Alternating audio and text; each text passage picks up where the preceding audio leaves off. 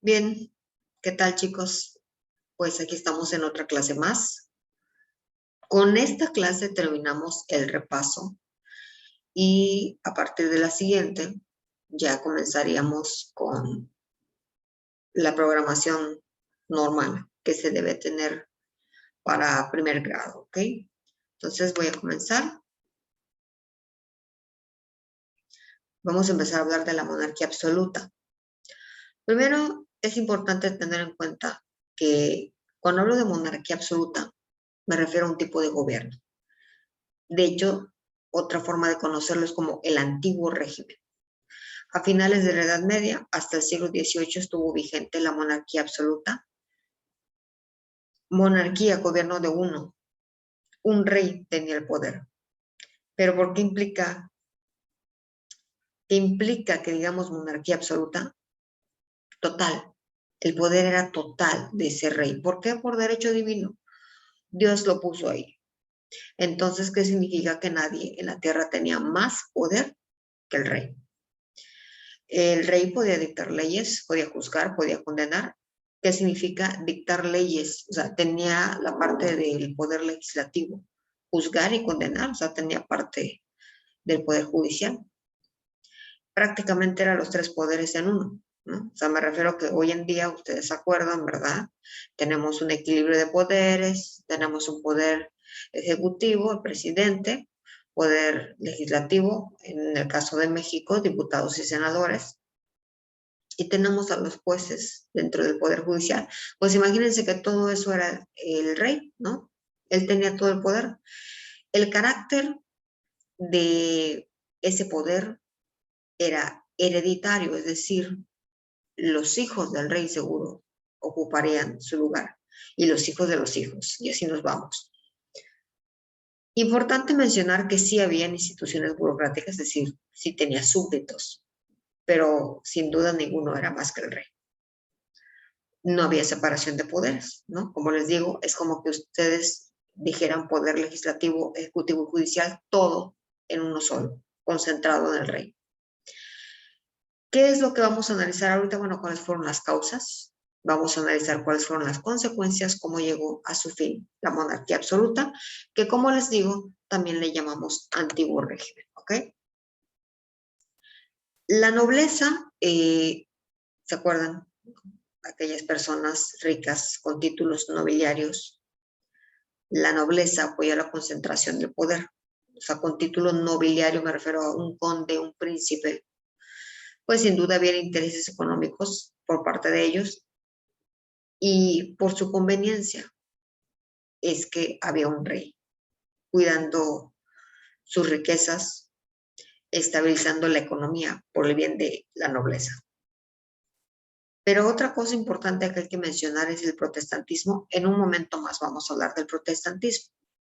Va a disminuir la relación entre iglesia y Estado. Cuando hable de protestantismo se van a dar cuenta a qué me refiero. O sea, ¿por qué se reduce la relación entre la iglesia y el Estado? También podemos decirlo de otra manera. El movimiento protestante reduce el poder de la iglesia y empodera al Estado, que en ese momento estaba representado por un rey. Otra cosa, los reyes, o sea, en general el reinado va a aumentar su poder, porque en aquel momento, cuando se descubre América, pues sin duda es una zona de explotación de recursos y ellos empiezan a acumular oro y plata. Y en aquel momento la corriente económica era acumulación de metales preciosos. Mientras más oro, más plata tuvieras, eres más rico. Los reyes eran muy ricos, por lo tanto eran muy poderosos en aquella época. Importante mencionar que los señores feudales pues dejaron de pelear las batallas de los reyes. ¿Se acuerdan que en su momento yo les dije que los señores feudales tenían vasallos y que incluso los vasallos también eran una especie de soldados? ¿Qué significa esto? No había un ejército profesional. O sea, hoy en día, por ejemplo, México tiene su ejército, ¿no? Estados Unidos tiene su ejército. En aquel momento no era así, en la Edad Media. Pero cuando llega la monarquía absoluta, recordemos que fue a finales de la Edad Media. ¿Qué significa eso? Que la monarquía absoluta en realidad se mantuvo durante la Edad Moderna. Entonces, durante la Edad Moderna ya empieza a formarse ese ejército regular, ese ejército que sí le pertenece, que sí es leal, que sí trabaja para un reino. ¿Okay? Entonces, eso es importante mencionarlo. Esa es una de las causas que vamos a encontrar para que prevalezca una monarquía absoluta. Crisis de la servidumbre, ¿se acuerdan cuando mencionábamos la Edad Media? Así como habían señores feudales, que eran los que tenían los recursos, que tenían las tierras, pues también habían siervos, los que servían al señor feudal. Entonces hay una crisis de la servidumbre, empieza a desarrollarse la ciudad. Ya la concentración de la riqueza no es la tierra, como les digo, sobre todo es la acumulación de metales preciosos, y los reyes pues tenían acceso a esa explotación de recursos, aumentó con el descubrimiento de América.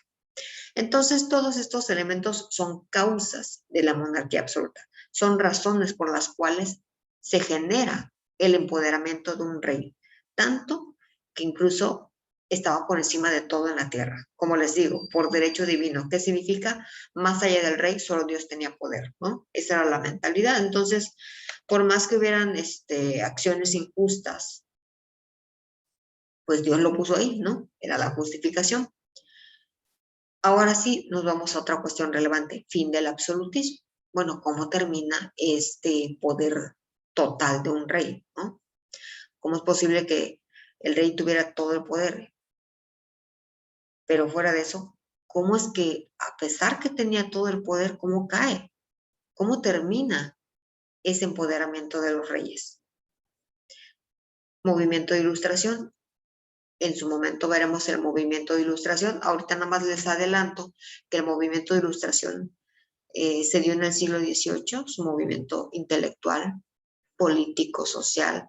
Pero lo relevante aquí es que hablamos de el ser humano se convierte en el centro de las ideas, su razonamiento le puede llevar, perdón, a progresar, a desarrollar la ciencia, las industrias, ¿no?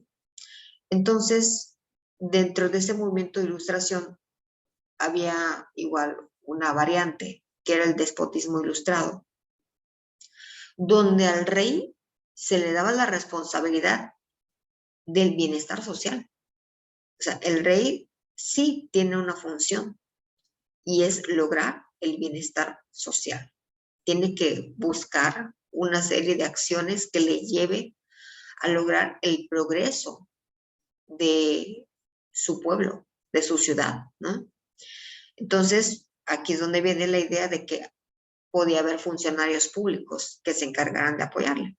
¿Se acuerdan que en su momento dije, una de las características de ese poder absoluto, pues es que surgen incluso las instituciones burocráticas?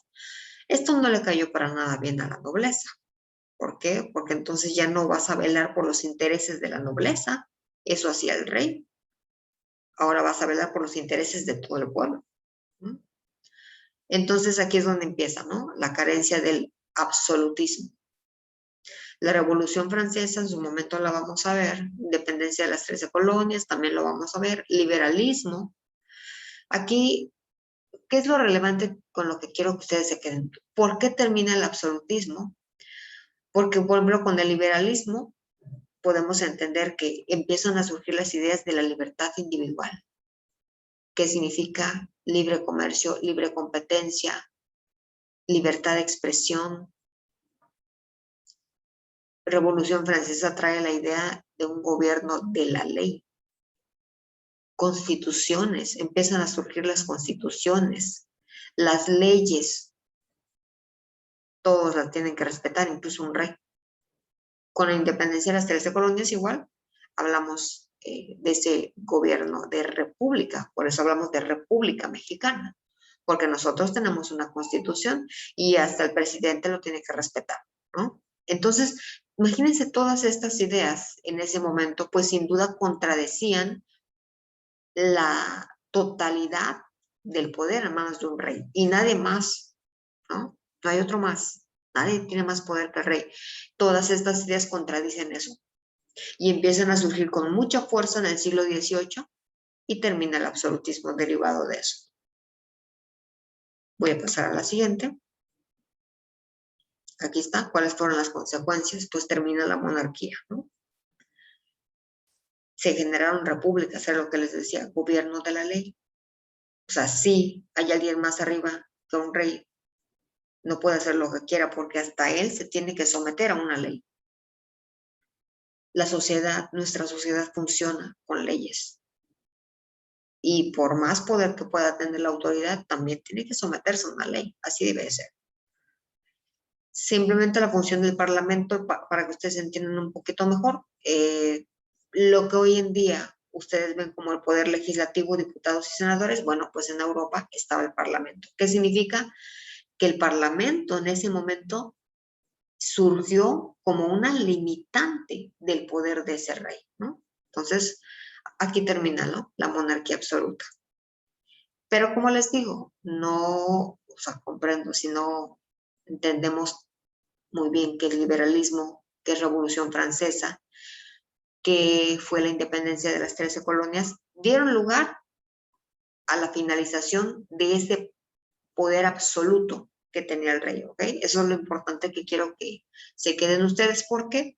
Porque ya cuando en su momento veamos la Revolución Francesa, cuando veamos el movimiento de ilustración, el liberalismo o la independencia de las 13 colonias, van a entender por qué con esos acontecimientos termina el absolutismo, es decir, el poder del rey de una forma suprema, ¿no? Que nadie más podía tener tanto poder como un rey aquí en la tierra, ¿no? Entonces, eso se acaba. Y cuando se acaba eso, la gente empieza a tener derechos. Eso lo vamos a ver en su momento. Ahora quiero pasar a esta parte. ¿Se acuerdan que les dije? Fue una causa por la cual se empodera el rey, por la cual surge el poder absoluto, ¿no? O el absolutismo. O sea, ustedes quiero que entiendan esto. Cuando yo digo monarquía absoluta, me refiero a que el rey tenía todo el poder. Cuando yo les diga absolutismo, es lo mismo. Cuando les diga poder absoluto, a eso me refiero, a que el rey tenía todo el poder, ¿ok? A finales de la Edad Media, hasta el siglo XVIII, esta situación va a prevalecer. Un rey con todo el poder. Los reyes tenían mucho poder. A eso se le llama monarquía absoluta, ¿ok? A eso se le llama antiguo régimen. Ahora, una de las causas de ese absolutismo, de ese poder supremo del rey, que prácticamente va a durar, ¿no?, durante toda la Edad Moderna, es característica, ¿ok?, de la Edad Moderna. Bueno, pues otra característica de esa Edad Moderna es que se va a vivir el movimiento protestante. Ahí está, siglo XVI. ¿Qué es lo relevante que quiero que ustedes entiendan del movimiento protestante? Con el movimiento protestante se desconoce la autoridad del Papa. De hecho, surgen nuevas religiones. ¿Okay? ¿Por qué? Porque resulta que había un hombre, que de hecho también religioso él, Martín Lutero. Martín Lutero escribe 95 tesis. Se le conoce de hecho como 95 tesis luteranas. Y él hace una crítica a la iglesia, porque resulta que la iglesia vendía indulgencias. La indulgencia es el perdón de pecados. Entonces era como, dame tierras y te vas al cielo, ¿no? Dame tantas monedas de oro y te vas al cielo. Eso era corrupción y la iglesia lo estaba haciendo. Entonces era una crítica que un religioso generó, Martín Lutero. O sea, de ellos mismos salió alguien que criticó y muchas voces empezaron a levantar. Y como les digo, el protestantismo, una de las cosas que va a hacer, ahí se los pongo, negó que solo la iglesia tuviera autoridad para leer la Biblia. La Biblia en aquel tiempo estaba en latín.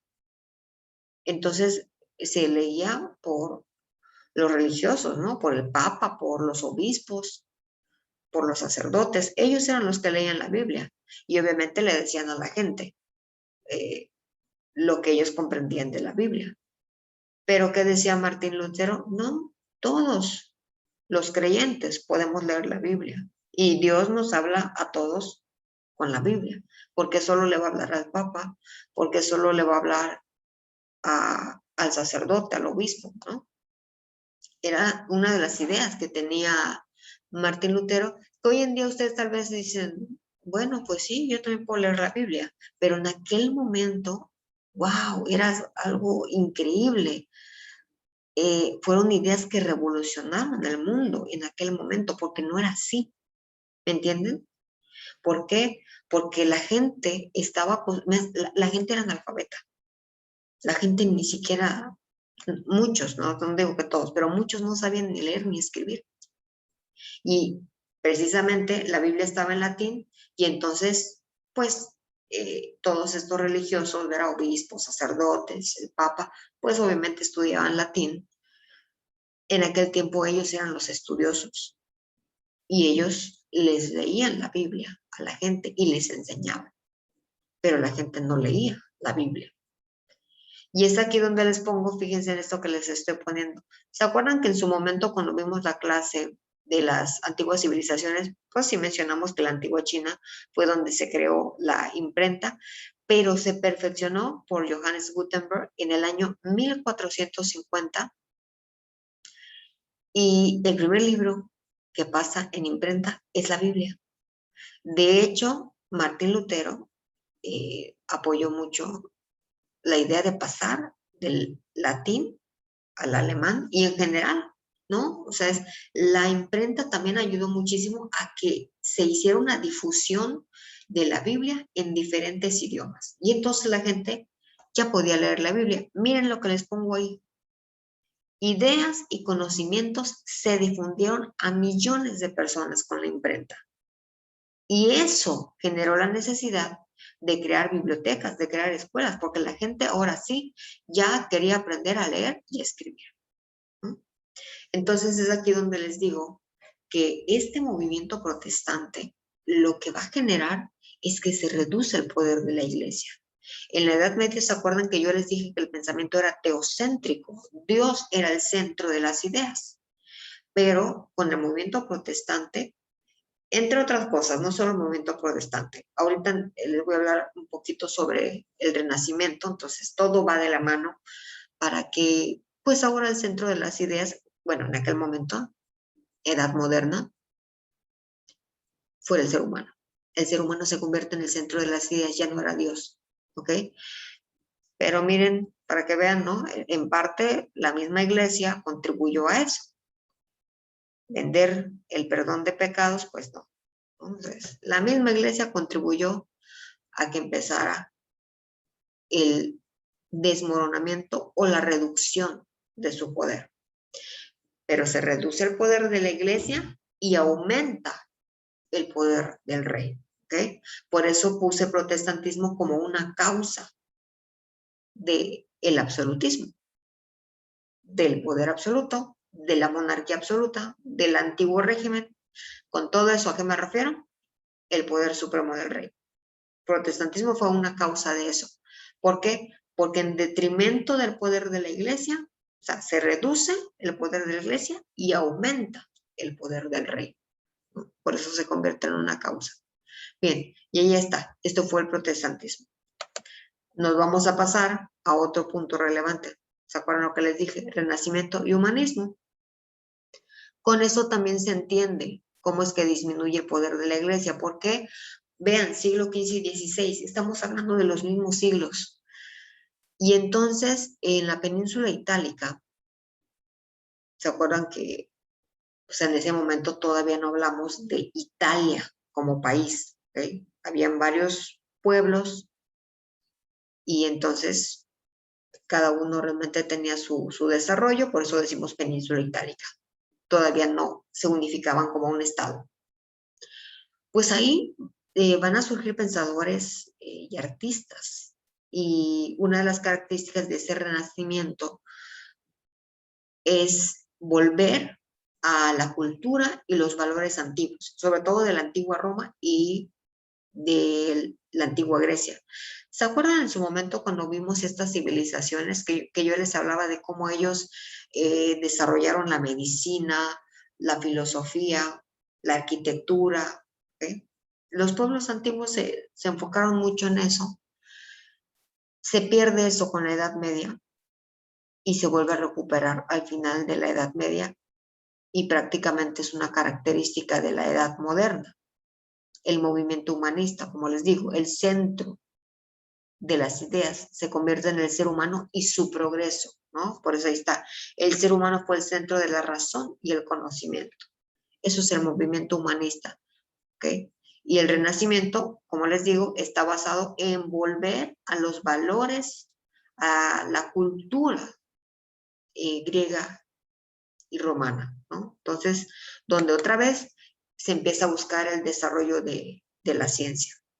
Aquí, me llamó mucho la atención este esquema y pues dije, pues se los voy a compartir para que ustedes entiendan un poquito el Renacimiento, ¿no? El Renacimiento, vamos, no solamente hablamos de ciencia, en todo, incluso en el arte, pintura, escultura, arquitectura. Por eso que les pongo características generales, renacimiento de la cultura clásica grecolatina, ¿okay? El humanismo, el arte concebido como ciencia, y en ese momento empieza a empoderarse otra clase, que es la burguesía. De la burguesía les voy a hablar un poquito más cuando empecemos a hablar de Revolución Francesa. Entonces no quiero tampoco meterles demasiada información. ¿Okay? Aquí está, ven, Reforma Protestante. O sea, dentro de esta época de renacimiento, siglo XV, siglo XVI, parte de ese renacer de la sociedad, pues no solamente era regresar a valores o cultura griega y romana y la idea de desarrollar la ciencia, ¿okay? Sino que vean, Reforma Protestante también va a tener un punto importante ahí. Fue lo que les acabo de decir del protestantismo. Es lo mismo, Reforma Protestante o protestantismo, ¿ok? El descubrimiento de América es una característica igual, ¿no? Dentro de este periodo de renacimiento. Y bueno, aquí están, ¿no? O sea, dentro de la arquitectura, la escultura, la pintura, y de hecho ahí pongo algunos exponentes. Por ejemplo, si hablamos de pintura, ustedes lo han escuchado, ¿verdad? La Mona Lisa, La Última Cena. Entonces, son pinturas que fueron importantes y surgieron durante una época en particular, el Renacimiento. ¿Okay? Son, de hecho, pinturas de la época renacentista, siglo XV y siglo XVI. De hecho, una de las cosas importantes que se hace cuando se genera el arte, por ejemplo, sobre los dioses, se les hace humanos, ¿no? La imagen del dios se vuelve humana, precisamente evocando la idea de que el centro de las ideas era el ser humano, ¿no? Entonces todo eso se puede ver pues en parte de ese renacimiento, que como les digo, o sea, como les pongo aquí, se dan cuenta, en la arquitectura se veía ese renacimiento, en las esculturas, en las pinturas. ¿Okay? ¿Qué es lo relevante del renacimiento? Con lo que quiero que se queden, porque pues es con lo que harían su trabajo. Aquí está. ¿Okay? Se evoca a la antigua Grecia, a la antigua Roma, se concentra en el ser humano, ¿no? El renacimiento implica desarrollar la ciencia. Por eso, incluso aquí ya está, el arte se empezó a representar a las divinidades como humanos. ¿Por qué? Porque el centro de las ideas era el ser humano. Porque el ser humano tiene un razonamiento y con ese razonamiento tenía que progresar. ¿Ya qué significa esto? Ya no solamente es voy a suplicarle a Dios que me ayude y me quedo de manos cruzadas. No, ¿ok? Pues en todo caso Dios te dio un razonamiento. Úsalo, progresa, haz algo, no solo por tu bien, sino por el bien de la sociedad. Y entonces, ¿no? Empieza otra vez a florecer el mundo intelectual del ser humano. Desarrollamos la ciencia, libertad de expresión. Por eso se acaba con la monarquía. ¿Por qué? porque dentro de estas ideas renacentistas, pues estaba la idea concreta de que el rey no estaba ahí simplemente para hacer lo que quería. El rey estaba para buscar y lograr el bienestar de la sociedad, ¿no? Todas estas ideas revolucionaron el mundo. En su momento revolucionaron el mundo, ¿ok? Entonces, ahí están. Esas son las ideas básicas que, pues, me gustaría que ustedes tuvieran en cuenta. Y sería lo último, que es parte de nuestro plan de recuperación. O sea, todo lo que hemos visto hasta este punto, pues, tiene que ver con lo que debieron haber visto en la primaria. Seguramente se acuerdan de algunas cosas que vieron en sexto, pero pues la idea concreta es que bajo este contexto de pandemia, pues era muy importante, ¿no? Regresar a eso. Y aquí está la tarea. Muy breve la tarea. Renacimiento siglo XV y siglo XVI. Menciona una característica del Renacimiento que acabo de decir. Se regresó a la cultura, a los valores grecolatinos, o, decirlo de otra manera, antigua Grecia, antigua Roma. El arte tenía la imagen, o sea, dentro de la divinidad, ¿no? Querían plasmar a lo divino, a Dios, a los ángeles, eran humanos, ¿ok? Y otro punto importante podría ser esto, ¿a qué le llamamos humanismo? Movimiento que, ¿qué? Movimiento donde el centro de las ideas era el ser humano. Su razonamiento mueve al mundo y el ser humano podía lograr cosas, podía progresar, podía desarrollar ciencia, podría mejorar como sociedad con el uso de la razón. A eso le llamamos humanismo, un movimiento avalado o relacionado totalmente con el Renacimiento, va de la mano. Protestantismo, siglo XVI, ¿qué fue el movimiento protestante? Ya se los dije, ¿ok? Fue un movimiento que busca que la autoridad ya no sea el Papa, que la Iglesia no se encargue de decirnos qué hacer y qué no hacer, sino que uno como creyente busca a Dios y dialoga con Dios. No necesitas al obispo o al sacerdote o al papa para hacerlo, porque tú también puedes conversar con Dios, porque tú también puedes leer la Biblia. En su momento fue importante eso. ¿Por qué? Porque era totalmente opuesta, nada que ver con lo que en ese momento se creía. En algún momento se acuerdan que les dije que en la Edad Media era como habían dos poderes, estaba el rey y el papa. Y muchas veces el papa tenía más poder que el rey. ¿Por qué? Porque la iglesia era muy poderosa. Pero el movimiento protestante, ¿por qué se da el movimiento protestante? Porque se vendían las indulgencias, el perdón de pecados. Y el mismo Martín Lutero, que era religioso, él mismo va a criticar a la iglesia. Y esa crítica de la iglesia, ahí está la siguiente pregunta, ¿cuál fue la consecuencia del protestantismo? La reducción del poder de la iglesia, el empoderamiento del rey. ¿Se acuerdan que lo puse como una causa de la monarquía absoluta? Y monarquía absoluta, siglo XVI al siglo XVIII, ¿qué significaba que el rey tuviera poder absoluto? Ya lo mencioné. Podía dictaminar leyes, podía juzgar, podía condenar. Todos los poderes se los tenía, se concentraba en él el poder. Por derecho divino. Dios lo puso ahí, por lo tanto, o sea, en esta tierra nadie puede más que el rey. O sea, Dios está ahí, pero como seres humanos, el rey tiene mayor poder, nadie más. En ese territorio que ese rey gobernaba, pues era como si él fuera Dios, ¿no? ¿Por qué? Porque como Dios lo puso ahí, es como su representante de Dios en la tierra.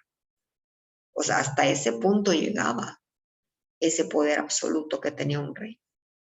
¿Cómo llegó a su fin el absolutismo? Pues ya hemos mencionado con el movimiento de Ilustración, este movimiento intelectual, donde el uso de la razón nos define la importancia del progreso de la sociedad. Y se acuerdan que dije que dentro del movimiento de ilustración había un despotismo ilustrado. ¿Qué significa? Tú, rey, tienes la obligación de lograr que la sociedad progrese, de lograr su bienestar económico y social. O sea, ya te voy a dar una función, rey. No es nada más que tú tengas todo el poder. Con todo ese poder, tú tienes que lograr el bienestar de la sociedad. ¿Cómo llegó a su fin el absolutismo? También predomina en el siglo XVIII. Aparte del movimiento de ilustración, el liberalismo. El liberalismo implicaba la libertad del individuo. Y esta libertad del individuo, estarán de acuerdo conmigo, en que choca con la idea de que el rey tenga todo el poder y que te diga qué hacer y qué no hacer, ¿no? Porque choca con la idea de que el individuo es libre. El liberalismo y el movimiento de ilustración van de la mano con buscar la igualdad del ser humano. La igualdad ante la ley. Surge la idea que debería de haber una ley, que debería haber una constitución que incluso se subordine a esa constitución el mismo rey. Así es como llegó a su fin el absolutismo. Bien, entonces ya saben, por favor, es en su libretita, hacen esto y me llenan estas preguntas, me las contestan. No me hagan cuestionario. Quiero un esquema, ¿ok? Ustedes siguen haciendo cuestionario, obviamente yo les bajo de calificación. ¿Por qué? Porque no estoy pidiendo un cuestionario. Quiero un esquema, quiero una buena presentación, quiero una buena distribución del trabajo. Por eso les estoy poniendo el esquema aquí y se los envío de forma separada. Siempre lo he hecho de esa manera. ¿Ok? Entonces, por favor, échenle ganas. Aquí está la clase. Digo, ustedes pueden hacerlo con internet porque veo que muchos hacen eso, pero pues a veces yo les regreso a la tarea porque no hacen bien las cosas. Y la verdad es que les grabo una clase, no entiendo por qué no la ven. Si no vas a ir a la escuela, oye, pues ve la clase, ¿no? A veces no es suficiente con lo que vemos en la escuela. ¿Por qué? Porque ustedes saben que son 2 horas nada más de clase a la semana. Y el hecho de, como estamos ahorita, que una semana sí van y la otra no, para que pues haya un número apropiado dentro de un salón de clases, pues ni modo, ¿verdad? Una semana pueden ir y la otra no. Entonces, con mayor razón, es importante que ustedes vean la clase. ¿Por qué? Porque no es lo mismo, ¿ok? No puedo dar la clase completa, por más que yo quisiera este tema, no lo puedo ver de forma completa durante la clase. Y menos que ahí mismo trabajen y hagan la tarea. Entonces, por favor, vean las clases. No importa, si tú vas a presenciales o estás en línea, como sea, ve esta clase. Ve todas mis clases, por favor, porque eso refuerza tu aprendizaje, ¿ok? Independientemente de que vayas o no a la escuela. Pues aquí está, esta es la tarea. Sería todo, chicos. Así que muchas gracias. Nos vemos y estamos pendientes. Por favor, está terminando el trimestre. Pongan atención en eso, ¿ok? Y hay que hacer la tarea. Bendiciones. Bye.